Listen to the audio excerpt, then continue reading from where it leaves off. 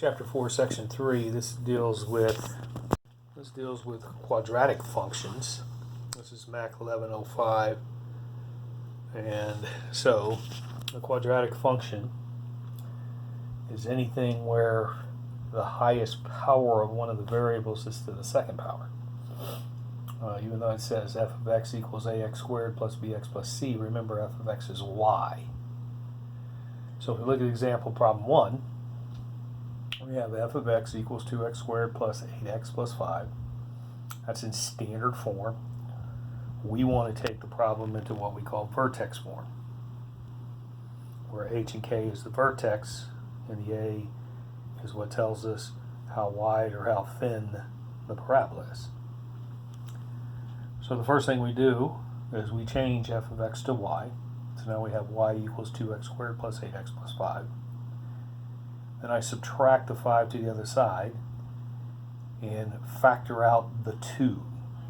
You cannot complete the square unless the coefficient in front of x squared is a 1. Then I complete the square. I take half of the middle term and square it. I get 4. But remember, you're adding 4 just to the inside of the parentheses. If you multiply by 2, you're really adding 8 to this side. So we need to add 8 to this side. That gives us y plus 3. Negative 5 or minus 5 plus 8. If we take the square root of the first term, we get x. Keep the middle sign. Take the square to the last term. Then x squared plus 4x plus 4 becomes x plus 2 squared. If you were to take x plus 2 times x plus 2 and multiply, you'd get x squared plus 4x plus 4. Then all I got to do is subtract that 3 over to the other side, and now I'm in vertex form. And in terms of this, if you look at the equation, my vertex is at negative 2, negative 3. This means that if I go to graph this, and now I'm on page 301 of the book, first of all, we start out with our standard graph of x squared. Next thing we're doing is we got the plus 2, so it tells us to move it, add or subtract 2 from all the y's. Next thing we're doing is with the 2 in the front, which tells us to multiply all the y's by 2. And then we take care of the minus 3, which tells us to shift down, which we subtract 3 from all the y's. So we end up with the ordered pairs of negative 3, negative 1, the vertex negative 2, negative 3, and the other point negative 1, negative 1. Remember, on any problem that I give you on a test, you're going to have to give me these 3 ordered pairs. So make sure you understand what's happening. See, when we have the number that's added or subtracted directly to x, that means we're adding or subtracting from the x in the ordered pair. Number outside parentheses is multiplying. It's multiplying times all your y's in your ordered pair. And then, of course, the number being added or subtracted from the whole function is being added or subtracted from your y's. I already talked about this before, but make sure you understand that if I have a coefficient in front of this x squared that's greater than 1, this is called a vertical stretch, which means it stretches higher. You multiply times your y's. If I have a number that's between 0 and 1, that has a compression, which means it's going to flatten more. And so that still multiplies times your y's. Come over here to example 2. This is another way to get the vertex form of the equation. We know that x on a quadratic is equal to negative b over 2a. We know that y is taking this number we get for x, substituting in the equation, and doing the math. So here's example 2. Example 2 has f of x equals negative 3x squared plus 6x plus 1. Negative 3 is my a, 6 is my b, 1 is my c. So if I follow my negative b over 2a, I've got negative 6 over 2 times negative 3, which gives me 1. If I take this 1 and substitute it back into the equation, which I've done here, do the math, I get y is 4. So now I know my vertex is at 1, 4. Using my vertex form of the equation, this is h, so it's going to go here. This is k, it's going to go here, and there's my a, which is going to go here. There's my equation. Make sure you also understand, this is on page 303 in your book, you have what's called the discriminant, b squared minus 4ac. If I go b squared minus 4ac and it's greater than 0, then I have two distinct x-intercepts.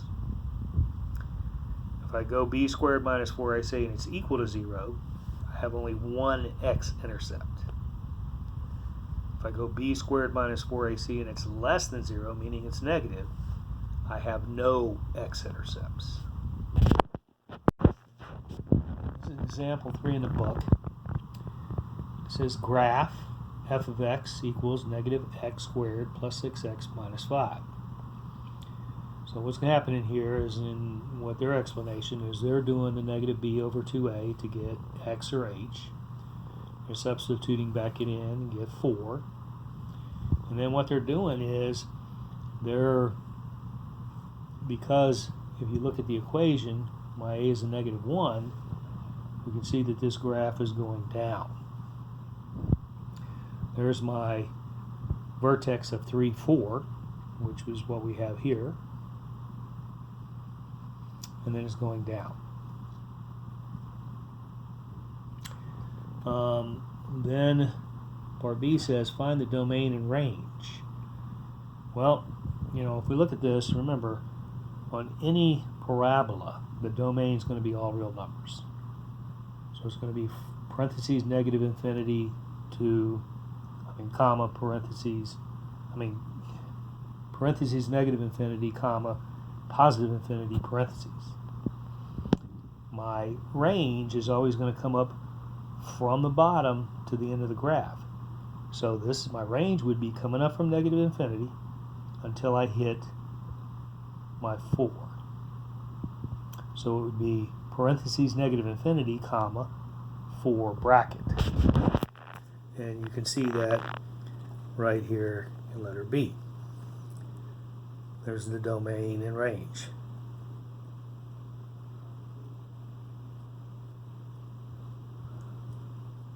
Okay. If we go to letter C, it says determine where f is increasing and where it is decreasing. Well, we always do this coming from the left. So coming from negative infinity, going to going to 3, it's increasing. Leaving 3 and going to positive infinity, it's decreasing, which is basically what they have here. Then part D says determine where f of x is greater than 0 and f of x is less than 0.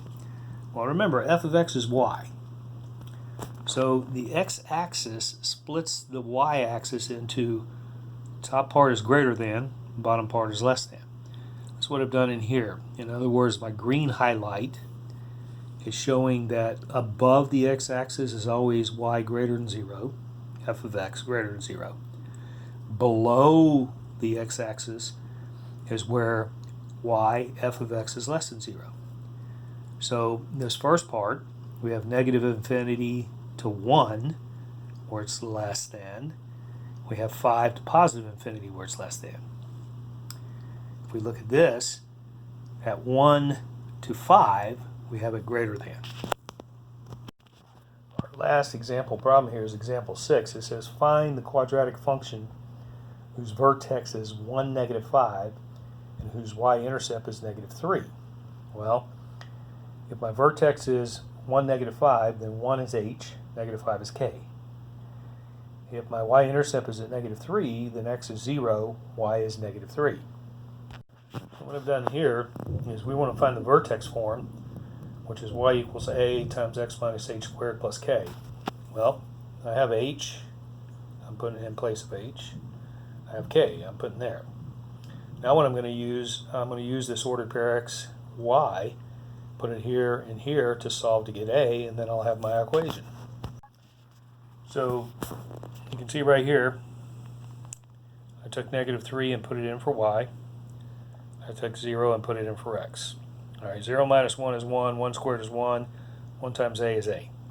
So my equation becomes negative 3 equals a minus 5. Add 5 over, and I find out a is 2. So now all I'm going to do is put that 2 in place of there. Now I have my equation, and I can graph it if I need to. As a matter of fact, if you look here, it's been graphed, and basically what's happened here is we added 1 to all the x's,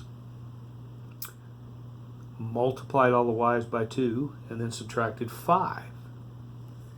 And that's how we got these ordered pairs: 0, negative 3, 1, negative 5, 2, negative 3.